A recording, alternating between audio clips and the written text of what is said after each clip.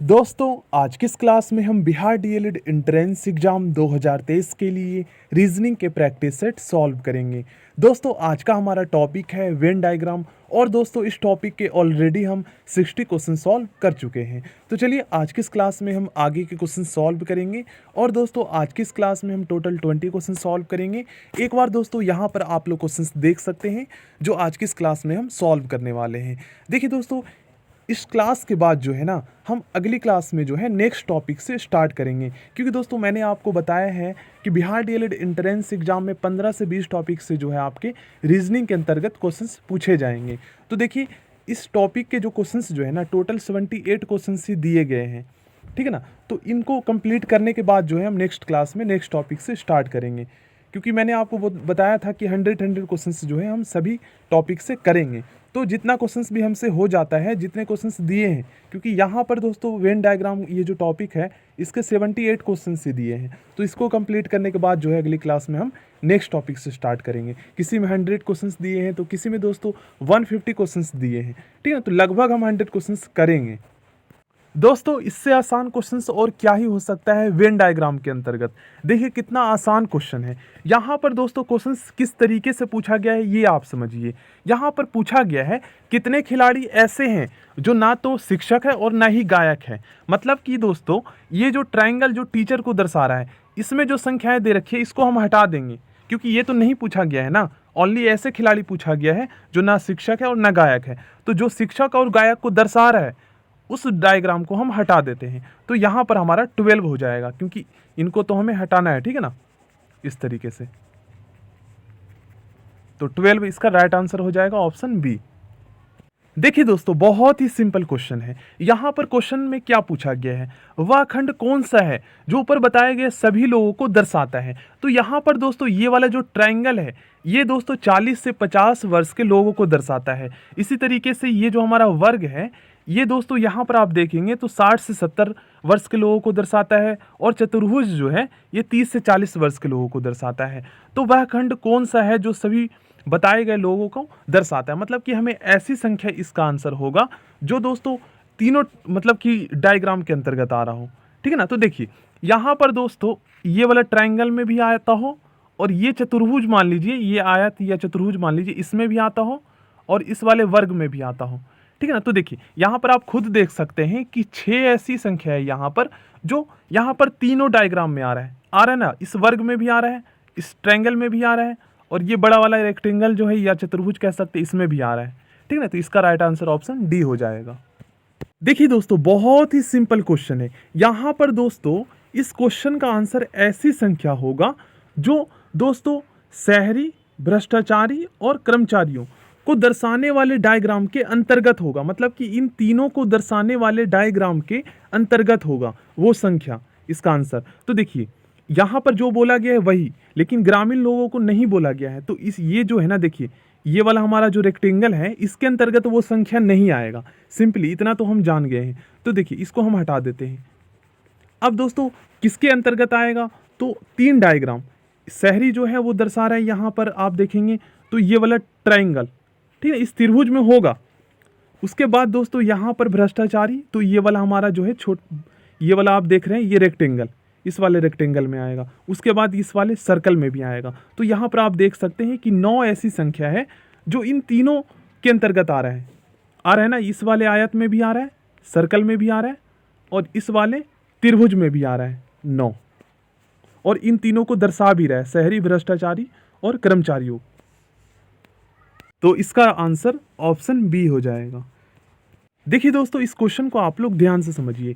यहाँ पर दोस्तों बोला क्या गया है, यह जानने के लिए 60 व्यक्तियों के साथ साक्षात्कार किया गया था कि क्या वे टेनिस, शतरंज या कैरम खेलते हैं।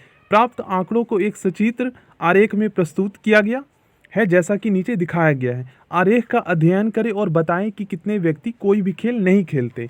तो दोस्तों तीनों जो खेल खेलते हैं वो कितने लोग हैं, यह आप लोग यहाँ पर टोटल कर लीजिए। तो तीनों खेल खेलने वाले लोगों की जो संख्या है ना वो है 57। इन तीनों को आप लोग प्लस कर लीजिए 57। और साक्षात्कार कितने व्यक्तियों को किया गया था, तो यहाँ पर 60 व्यक्तियों का। तो कितने नहीं खेलते, तो 60 में से दोस्तों आप लोग जो है 57 माइनस कर दीजिए, तो 3 इसका राइट आंसर होगा। लेकिन दोस्तों अभी भी जो है ना कुछ स्टूडेंट अभी भी जो है कंफ्यूज होंगे। तो देखिए 60 व्यक्तियों के साथ साक्षात्कार किया गया और उन्होंने दोस्तों अपनी पसंद बताया कि मुझे ये पसंद है, किसी ने बताया कि मुझे शतरंज और कैरम दोनों पसंद है। तो इस तरीके से लोगों के जो पसंद को यहाँ पर वेन डायग्राम के माध्यम से दर्शाया गया है। लेकिन दोस्तों 3 लोग ऐसे हैं जिन्होंने नहीं बताया मुझे कोई खेल नहीं पसंद है। तो यही तो हमें ढूंढना था, सर्च करना, आंसर निकालना था। तो इसका राइट आंसर ऑप्शन डी हो जाएगा 3। देखिए दोस्तों ये बहुत ही सिंपल क्वेश्चन है।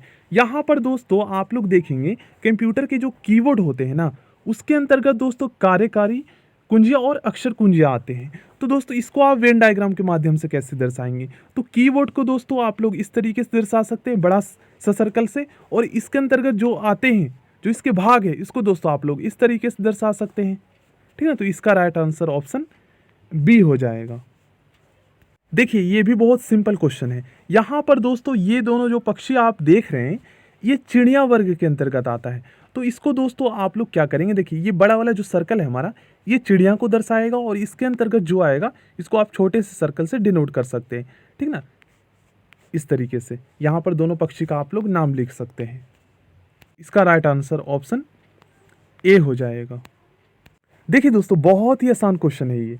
यहाँ पर हमें दोस्तों दिन, वर्ष और महीनों के नाम को जो है इनके बीच रिलेशंस को जो है वेन डायग्राम के माध्यम से हमें दर्शाना है। तो दोस्तों जो जिसके अंतर्गत आता है ना उसको इस तरीके से आप लोग दर्शाइए। तो दोस्तों महीनों के अंतर्गत दिन आता है, ठीक ना, तो दिन को आप लोग इस तरीके से दर्शा सकते हैं। उसके बाद आप एक बड़ा सा सर्कल से जो आप जो है महीनों को दर्शा सकते हैं। और महीने के अंतर्गत जो है महीने वर्ष के अंतर्गत आता है तो इसको आप लोग इस तरीके से दर्शा सकते हैं, जो जिसका भाग है और जो जिसके अंतर्गत आता है। ठीक ना, तो इसका राइट आंसर ऑप्शन बी हो जाएगा। देखिए ये भी कितना सिंपल क्वेश्चन है। अभी हमने जो कंसेप्ट किया है दोस्तों सेम उसी पे आधारित है।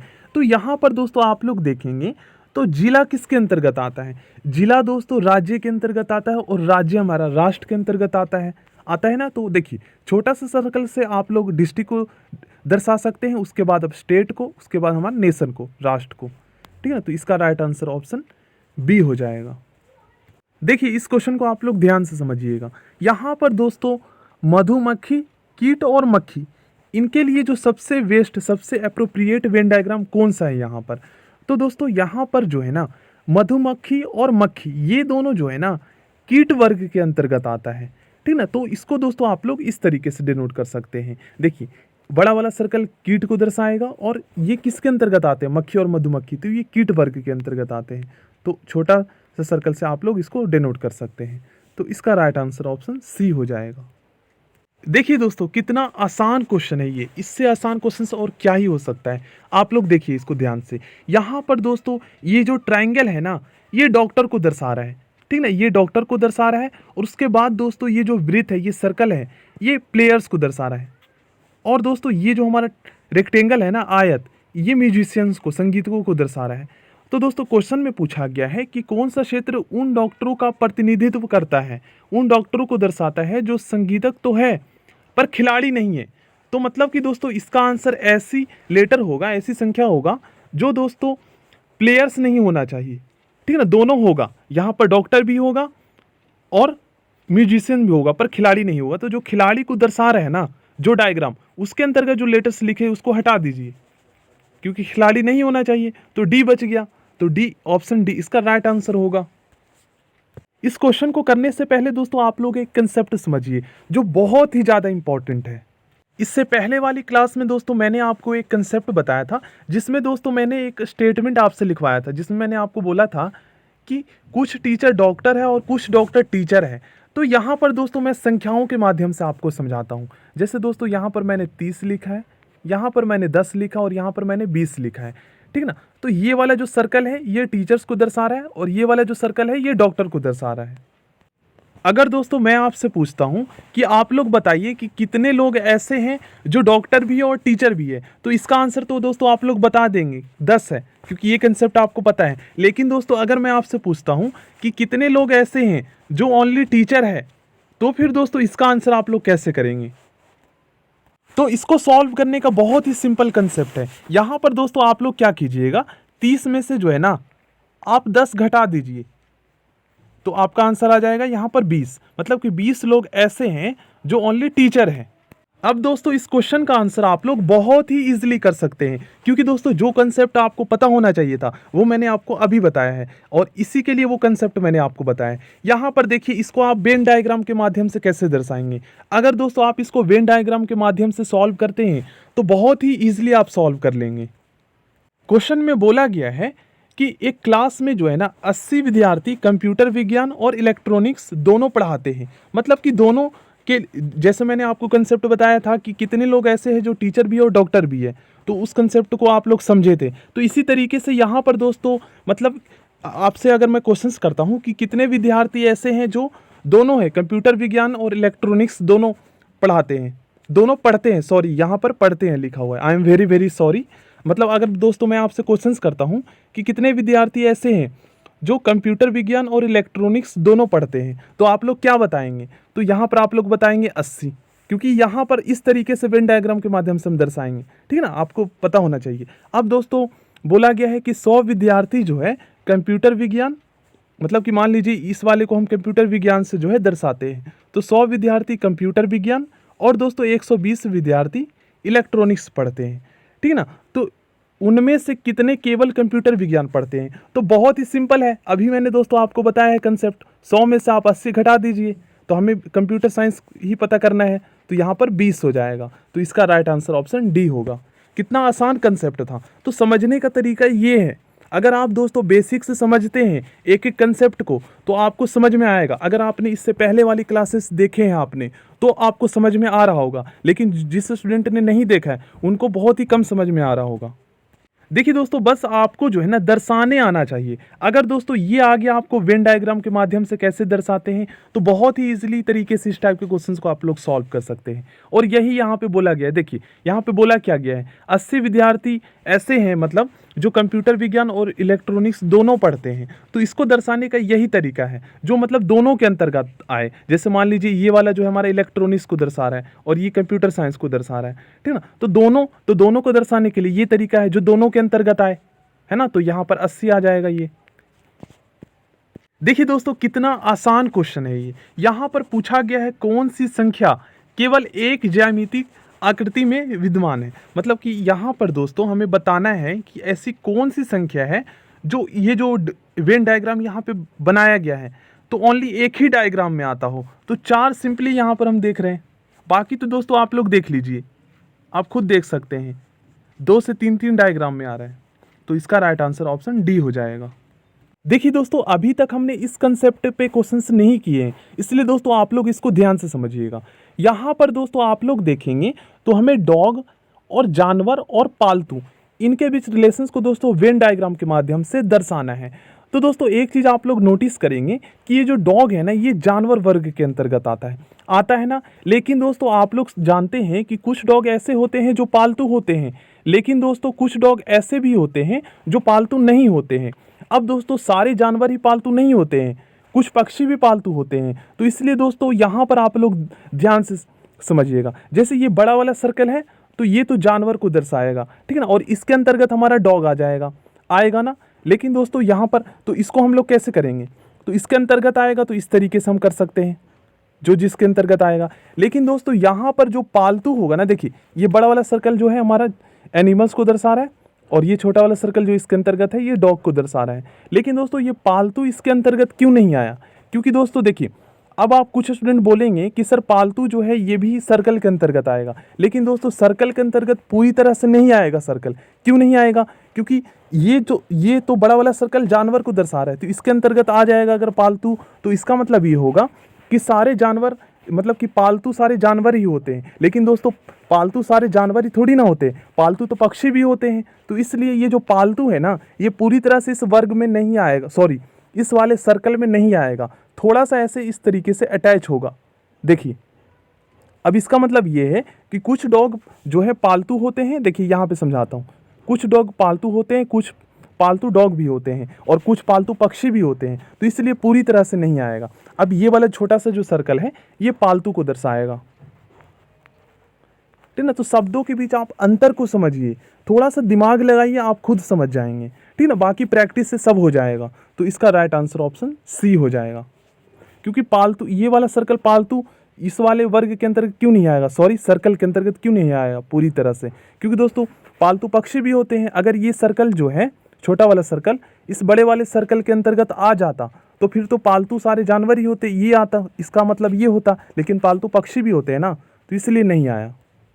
इसलिए दोस्तों आपको ध्यान रखना है कि जानवर वर्ग के अंतर्गत ये जो पालतू छोटा वाला सर्कल है, ये शब्द है, ये पूरी तरह से नहीं आएगा, क्योंकि पक्षी भी होते हैं पालतू। देखिए दोस्तों यहाँ पर आप लोग ध्यान से समझिए, ये दोस्तों गौरैया जो है ये किसके अंतर्गत आता है, तो ये पक्षी वर्ग के अंतर्गत आता है, ठीक है ना। तो इसको दर्शाने का तो बहुत ही सिंपल कंसेप्ट है, ये बड़ा वाला सर्कल पक्षी है, पक्षी को दर्शा रहा है, और ये छोटा वाला जो सर्कल है ये दोस्तों यहाँ पर हमारा गौरैया को दर्शाएगा, ठीक है ना, क्योंकि गौरैया पक्षी वर्ग के अंतर्गत आता है। और इन दोनों से यहाँ पर चूहों का कोई रिलेशन नहीं है, तो इसको आप लोग इस तरीके से डिनोट कर सकते हैं, ठीक है। तो इसका राइट आंसर ऑप्शन बी हो जाएगा। दोस्तों इस क्वेश्चन का आंसर आप लोग कमेंट बॉक्स में बताएंगे, बहुत ही सिंपल क्वेश्चन है ये। दोस्तों यहाँ पे हमें बताना है ऐसी संख्या जो इन तीनों डायग्राम के अंतर्गत आ रहा हो, सर्कल में भी हो और ये ट्रायंगल में भी हो और इस रेक्टेंगल में भी हो। तो यहाँ पर दोस्तों आप लोग देखेंगे तो 6 ऐसी संख्या जो तीनों के अंतर्गत आ रहा है ना, आप लोग खुद देख सकते हैं। तो इसका राइट आंसर ऑप्शन डी हो जाएगा। दोस्तों सबसे पहले मैं आपसे एक क्वेश्चन करता हूँ। दोस्तों आप लोग मुझे बताइए कि कितने लोग ऐसे हैं, मतलब कितने खिलाड़ी ऐसे हैं जो तीनों खेल खेलते हैं। तो आप लोग क्या बताएंगे, मतलब इसका आंसर ऐसी संख्या होगा जो तीनों के अंतर्गत आ रहा हो, मतलब कि तीनों खेल जो खेलते हैं, ठीक है ना। तो देखिए, तो यहाँ पर दोस्तों 5 ऐसी संख्या है जो तीनों के अंतर्गत आ रहा है, मतलब कि 5 खिलाड़ी ऐसे हैं जो तीनों खेल खेलते हैं। लेकिन दोस्तों इस क्वेश्चन को मैं अलग तरीके से पूछता हूँ। अब हम क्रिकेट हटा देते हैं। अब मैं आपसे पूछता हूँ कि कितने खिलाड़ी ऐसे हैं जो हॉकी और फुटबॉल दोनों खेल रहे हैं। तो इसका आंसर आप लोग कैसे बताएंगे, और क्रिकेट ना खेल रहा हो। तो फिर दोस्तों आप लोग क्रिकेट में जो नंबर्स आ रहे हैं ना इनको हटा देंगे, और फुटबॉल और खिलाड़ी दोनों खेलता हो लेकिन क्रिकेट नहीं खेलता हो, ये स्टेटमेंट मैंने बोला है। तो देखिए यहाँ पर दोस्तों अगर क्रिकेट खेलता हो ये भी मैं बोलता, तो देखिए, और फुटबॉल भी और हॉकी भी, तो 15 और 5 दोनों आता, लेकिन क्रिकेट हटा दिया तो यहाँ पर ओनली 15 आएगा। फुटबॉल और हॉकी दोनों खेलने वाले आ रहा है ना, आप लोग खुद देख सकते हैं। तो इसका राइट आंसर ऑप्शन सी हो जाएगा, क्योंकि यही तो क्वेश्चन में पूछा गया है, जो क्रिकेट नहीं खेलता हो। दोस्तों कुछ स्टूडेंट ऐसे होंगे जो अभी भी नहीं समझे होंगे। देखिए थोड़ा सा आप लोग और ध्यान से समझिए। यहाँ पर दोस्तों मान लीजिए क्वेश्चंस को इस तरीके से पूछा जाता है कि कितने खिलाड़ी फुटबॉल और हॉकी दोनों खेलते हैं, ठीक है ना, ये आपसे पूछा जाता है। तो फिर इसका आंसर क्या बताएंगे, ठीक है ना। और ये यहाँ पर हटा दिया जाता है, क्रिकेट के बारे में कुछ नहीं पूछा जाता, बस ये पूछा जाता है कि कितने खिलाड़ी ऐसे हैं जो फुटबॉल और हॉकी दोनों खेलते हैं। तो दोस्तों इसका आंसर जो है ना, इन दोनों के अंतर्गत जो आएगा वो होगा 15 और 5 20, मतलब कि यहाँ पे इसका आंसर जो है 20 होगा, ठीक है ना। ये आप लोग देखिए, क्योंकि क्रिकेट नहीं बोला गया, ये नहीं बोला गया है। लेकिन दोस्तों अब यहाँ पर क्वेश्चंस क्या पूछ लिया गया है, ये देखिए, कितने खिलाड़ी फुटबॉल और हॉकी खेलते हैं लेकिन क्रिकेट नहीं खेलते। तो फिर दोस्तों यहाँ पर नहीं बोल दिया गया है ना, तो क्रिकेट हट जाएगा, फिर ओनली 15 बचेगा जो दोनों खेलते हैं। यहाँ पर आप खुद देख सकते हैं, ठीक ना। और ये कंसेप्ट हमने सीख भी रखा है। देखिए दोस्तों बहुत ही सिंपल क्वेश्चन है ये। यहाँ पर दोस्तों हमें पर्वत, जंगल और पृथ्वी, इन तीनों के लिए जो सबसे बेस्ट एप्रोप्रिएट यहाँ पर वेन डायग्राम है वो सिलेक्ट करना है। तो दोस्तों आप लोग देखेंगे पर्वत और जंगल, इनके बीच कोई रिलेशंस नहीं है, लेकिन दोस्तों ये दोनों पृथ्वी का ही भाग है, पृथ्वी के अंतर्गत ही आता है ना।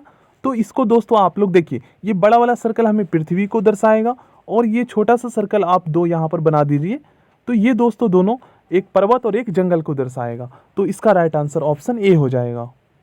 सो थैंक यू फ्रेंड्स, आज हम यहीं तो क्वेश्चन सॉल्व करते हैं, और दोस्तों नेक्स्ट क्लास में जो है हम नेक्स्ट टॉपिक से स्टार्ट करेंगे, ठीक ना, क्योंकि वेन डायग्राम के 78 क्वेश्चन ही दिए गए थे, और मैंने आपको बताया था कि हम 100 क्वेश्चन जो है सभी टॉपिक से करेंगे, ठीक है ना।